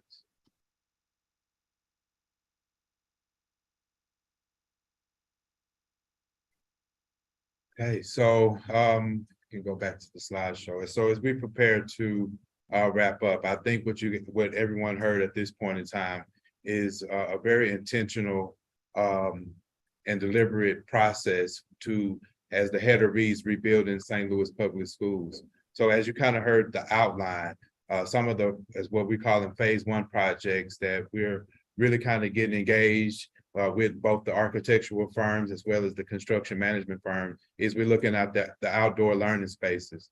So to President Cousins' question in regards to curb appeal, this will hopefully kind of address some of the curb appeal so that our buildings become attractive to the outside, attractive to families by enhancing our playgrounds and providing additional green schoolyards. In addition to that, some of the ADA upgrades that Bryce kind of made mention to is essential, not only to our communities, but just in regards to making sure that our buildings are accommodating those with disabilities. I think you kind of heard from Idner Group in regards to Central BPA and some of the upgrades for collegiate, which include the dance studio, the gymnasiums, and a plethora of projects that we're looking to really kind of enhance. Locker room renovations, they go from actually over at Central over to Gateway STEM, some of our high schools, and really incorporating what we call a facility master planning. This gives us an idea of what's in our building and what upgrades that we need to do. So right now we currently have a document that we've been working with and working on. It's called our Facility Capital Action Plan. And the district has just internally identified almost $350 million of needs in the district. So although some of the designs, some of the concepts are good, we still have a limited number of concerns and a limited number of dollars to go towards our facilities. So we'll be real strategic in regards to how we how we prioritize our projects. As we look into phase two, phase two more or less means the projects that will likely happen over next year, next summer. We're looking at some of the restroom upgrades, and that some of the things you heard from the Grice Trivers joint venture. Signage, that includes classrooms, and something that is new coming down the pipeline is some of the regulations from the fire department. I think in light of where we are in the nation with whether it's gun violence or just in terms of any type of emergency, the fire department and fire marshal, and it hasn't necessarily came down to the city yet, but in our surrounding counties and metropolitan areas, there's some conversations around some regulations that need to happen so that the fire department or first responders will be able to go to a school building, a location, and go straight to where the issue or the incident is. And then lastly, as I made mention of any accommodation and upgrades that we need for our facilities. So the next slide speaks to the timeline. So I think as you just kind of heard, just some of the preliminary talks in terms of the qualifications. As we kind of develop and define our project scope, which will happen over the next few weeks, over the next month, we would like to bring some of those recommendations, not only to this oversight committee, but also to the board. So we're looking at another meeting, which will likely be in person in July, that the location it'll come later on. I have a few schools in mind, but depending on how our schools are being prepared for what we call our summer readiness, as we get closer to that date, we'll make a determination as to which facility that we'll tour, just to kind of give you an idea of some of the work that you see now and what the outcomes will be as we kind of look to improve and rebuild our current facilities. Phase one project, bidding those projects out. Again, that comes with developing the scope of work, as you just kind of heard from both the architectural engineering firms. And then we go through the process that was outlined through Navigate in terms of how do we be more inclusive and make sure that we engage our city residents and our city contractors and our city workers so that they can, for lack of better words, be a part of the workforce, be a part of even rebuilding their own families and rebuilding the communities. And then the process, as it's outlined, we receive the bids and we evaluate it, and that's joint. That's involving both the architectural engineering firms as well as the construction management firms and our operations team. We're looking in October to do some more site visits for this committee, whether it be in person and or on this Teams, or it'll be determined at a later date. And then we'll go to our phase two projects. And our phase two projects was just kind of outlined in the previous slide, which are more or less some of the restroom upgrades, some of the ADA compliance pieces, and then more of a phase two approach to the central CSMB complex. Because a lot of the work that you just kind of saw, some of the designs, they do take time. So some of the questions that you asked in regards to looking at East St. Louis, these projects, and it's only because of while students are in session, it's really kind of difficult, although we make some concessions, but really kind of difficult and challenging while students are in the building. So what we like to do is really kind of concentrate on our breaks and during the summer months so that we could really take a real dive and really be intentional about the work with the schedule, with the contractors and the schedules that'll be provided. And then in January, as we kind of get ourselves started for the next year, you will kind of get more information for this committee in terms of which projects that we're looking to build in the summer months. So this is just a really tentative outline, a timeline for what the next steps are and where we currently are. So we really thank you for tonight's meeting, get an opportunity to hear from all of our partners and some of the groups that we recommended to bring to the board.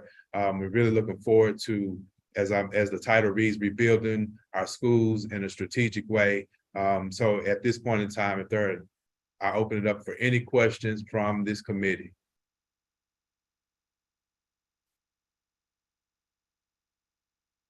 Hi, Ms. Watson. I have a question.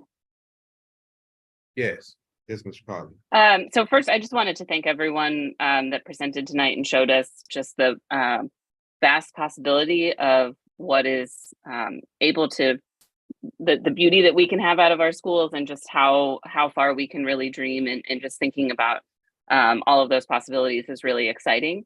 I think, Mr. Watson, from your end, you mentioned that we have $350 million of needs, and really need to be strategic about how those dollars are being spent. So I'm wondering if you could share a little bit about how the district is looking at essentially sorting through all of the projects that we have outstanding and thinking about where the dollars are best spent, and potentially how that might tie into enrollment projections or population projections, just to make sure that we're not investing dollars in schools that, you know, may close. We know that we see school closure on a pretty regular basis in SLPS. So just how is the district looking at pulling all of those parts together? Good question. So I'll really just kind of piggyback on the facility master planning. And in essence, what that will allow us is to look at not only the conditions of our facilities, but it also incorporates some of those community needs as well. I think when ITNR came on, and they initially, and I believe Ms. Dawkins kind of in her slide, in her presentation, she made mention of some of those areas, whether they were food deserts, and we look at other demographical information, but all of that will be included in our facility capital master planning. From there, this is the items that we'll have internal discussions, and of course, bring some of our recommendations to the board in regards to how and why are we prioritizing some of our projects. But it'll be based on a lot of the information that we get. We receive information from some of our partners and groups such as SLDC, just in regards to where are the pockets, where are the growth areas within the city of St. Louis. So all of those information will be included in our facility master planning that help us make decisions on which direction we need to go, including which we get on a daily basis. But we're really looking at the information and really being intentional about which projects that we're looking to do at what locations. And to support what you're saying, Mr. Watson, that's where, as the board, what we're trying to do to lean in to support Mr. Watson is basically we're trying to utilize the different plans, the citywide education plan, like what he's saying with SLDC, all the different entities that have done various levels of studies. Before we do make those final decisions as to how and what steps we will be taking in regards to doing whatever renovations to the buildings, we're actually looking at multiple levels of different studies that have been done to make it make sense. We don't want to go and do repairs to buildings or to properties that we may, just being honest, that we may have to somewhere down the line close or restructure or do something else with those facilities. We're trying to make it make sense when we are providing with the funds that we're receiving, when we're going in to do the necessary renovations to the properties that we have. We're trying to make it make sense and make it conducive for the students and the staff that we're actually utilizing those properties. Thank you. I really appreciate that context. Is there a timeline on the facilities strategic plan, and will that be made available to this committee? We haven't developed a timeline yet as we kind of really work to develop the scope. First is we have to get a cost. So as we work with our firms that presented tonight, we'll bring to the board those costs, and then we'll be able to come back to this committee, to this group, and really kind of show what those plans are in a strategic way. But Mr. Watson, I'm supporting or going into what Ms. Dorothy is saying. I guess my part of that question I will look at, or I will hope the answer to her question would be, if we've identified the different dates that we have within the upcoming meetings, hopefully sometime July, August, whatever that timeline that has been outlined, to this particular committee, the hope is that within those meetings that we should have something substantial to be able to present to this committee to say, this is what we've come up with based on the various information that we've been able to pull together. This is what we've come up with as a cost and feasibility study as to show how we will move forward. So I don't want to put Mr. Watson in, you know, in a tight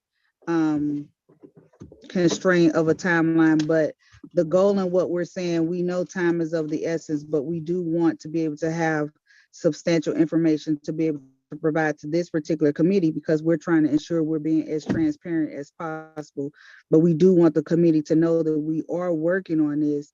And I don't want to again put Mr. Watson under a strict time constraint, but my hope is sometime within August of this year that we will have something to be able to come back to this committee and say, okay, this is where we are, this is what we've been able to identify, and this is what the phase 1 and phase 2 timeline will actually look like. Is that safe to say, Mr. Watson? That is correct. So each of our meetings that we have with this committee, we'll be more definite in terms of those timelines and our deliverables. As we meet with the firms and as we really kind of iron out what we call in our scope of work or our task orders, we'll be able to provide a schedule, a lot more information as we really kind of start being more intentional. As President Cousins kind of mentioned, in conjunction with the citywide planning, which will be an instrumental blueprint to really kind of help us make decisions around prioritizing these projects. So each of these meetings, the goal is to not talk at the 10,000 foot level, but each of these meetings, we'll just kind of dig deeper and deeper into the work and provide those timelines and deliverables based on the expertise that you kind of heard today and from the presenters. So we need to make sure that nobody expects that they're going to get a brand new school out of this Prop S money when it's only 47% of what we would actually need to make every school the school it should be. Is that accurate? Yes, Chair Hubbard, you're actually correct. Okay. I mean, we want to make sure that everyone is more so looking at the major needs. I know they haven't presented mostly on that, but we have to look at what does it take, and we actually have an entity. Mr. Watson can kind of tell you guys who that is, but we actually have an entity that's doing an assessment on each one of our buildings to tell us what grade each one of the buildings actually have, you know, and how and what it will take to bring that building up, you know, to a better grade. So we're looking at what buildings we have that are A, B, C, D quality, and what it will take those D and C's to get them up to being A quality. But that could be having an AC unit, that can be repairing the roofs, that can be what we're saying in regards to the bathroom repair. So those are the type of things that we're really looking at of what will give, especially looking at the fire requirements. So there's so many different requirements that we have to do to make sure we're bringing the buildings up to code. But again, we have to make sure it makes sense. So this is the preliminary stages of what we know needs to be done in order for us to move forward in those other stages or phases of what we're trying to do to get our buildings up to code.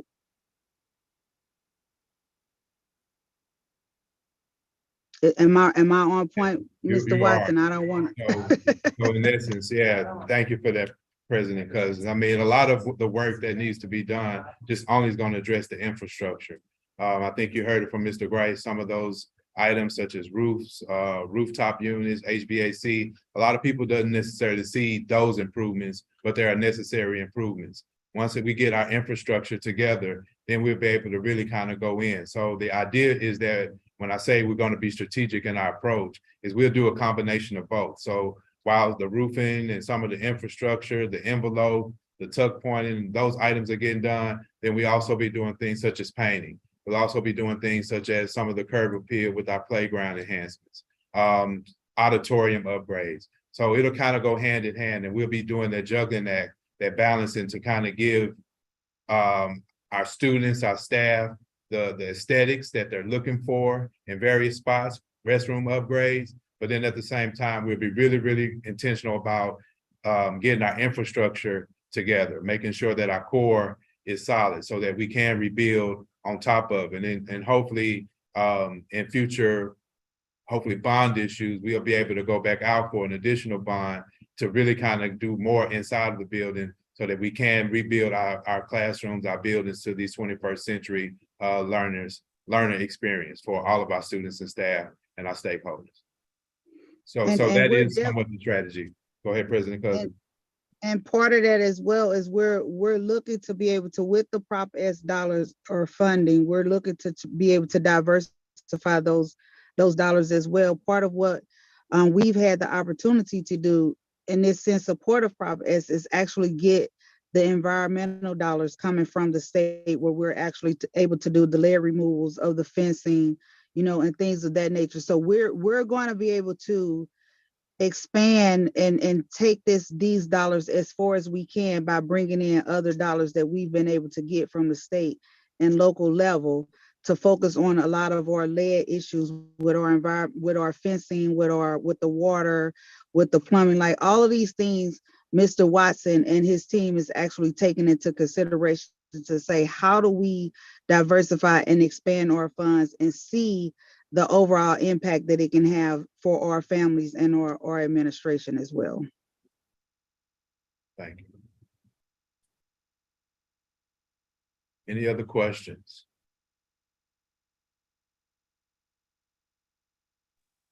I just want to say thank you so much for all the work you've done and will be doing.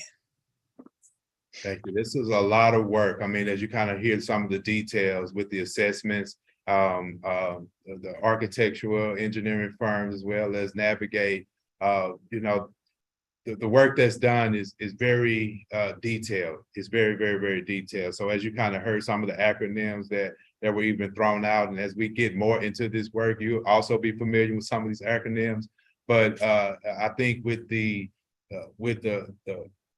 shared experiences that you heard today, and I wanted to have this opportunity for all of our stakeholders, and particularly this committee, to hear some of those shared experiences and what we're doing to be not only strategic, but the passion that you hear from both Navigate, as well as some of the lived experiences that we heard from Idner, as well as from Grice Trivers joint venture, putting all of those parties and all of our organizations, including those from the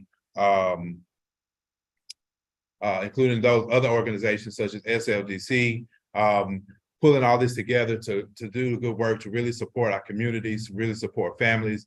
And the big picture is to make our facilities a place where students want to come to school. They want to come because their facilities are getting improved, and they want to be there because they see the great changes that we're doing with this team.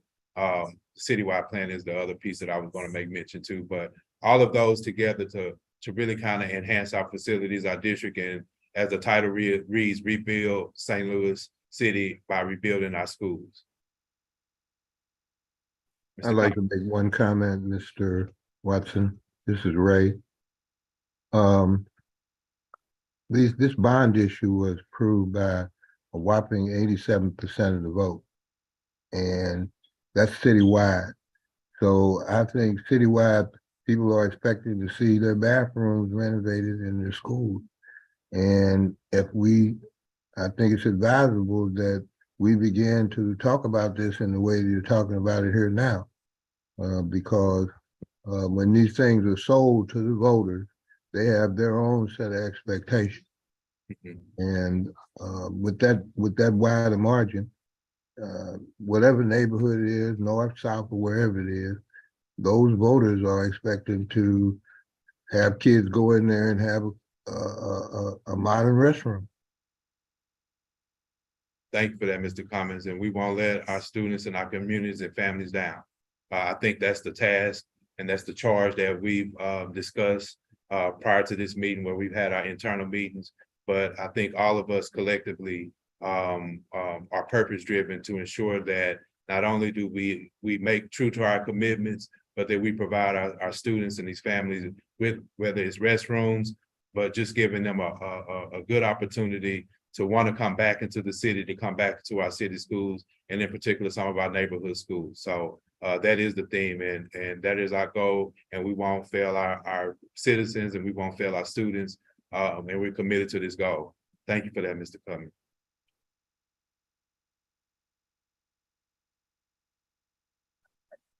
So with that, I think we have exhausted our time. I didn't think we would actually make it to 7:30, but we did.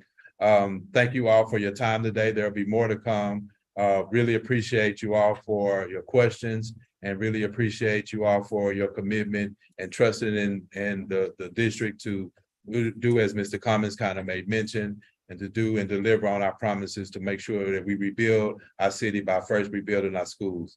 So thank you again for your time tonight, and we'll definitely follow up with our next committee updates, and there'll be more information to come. So have a good evening.